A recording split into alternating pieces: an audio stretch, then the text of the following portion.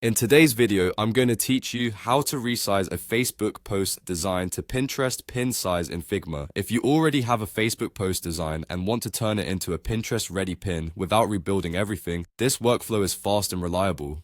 We'll use Figma and a free plugin called Thumblisher, which automatically creates social-ready sizes for you. Start by opening the Figma file that contains your Facebook post design. Make sure the artwork you want to resize lives inside a single frame. That helps the plugin understand what to convert. If you're unsure, select it in the Layers panel and confirm it's a frame rather than a group.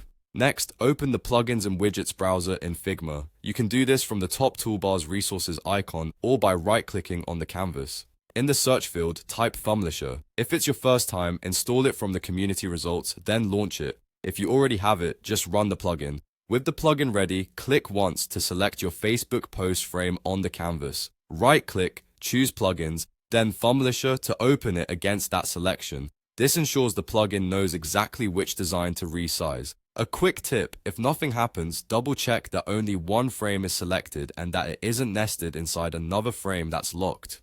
Thumblisher will generate a new frame size for Pinterest pins. Pinterest typically uses a vertical 2.3 aspect ratio, so you'll see a taller canvas appear next to your original Facebook post. The content is duplicated into this new frame, preserving your fonts, colors, and layers. From here, review the layout in the taller format. Move key elements upwards so they're visible above the fold, scale imagery to fill the vertical space, and tweak typography so headlines remain legible. If your components use auto layout or constraints, they should adapt gracefully. Otherwise, a few manual nudges will tidy things up. That's it. The Facebook post has been resized into a Pinterest pin size while keeping your original intact. You can keep both versions side by side for comparison and continue iterating. When you're happy with the result, you're ready to move on to whatever your normal sharing or export process is. Thanks for watching. If this was helpful, follow the same approach for other platforms supported by the plugin and keep your social designs consistent across formats.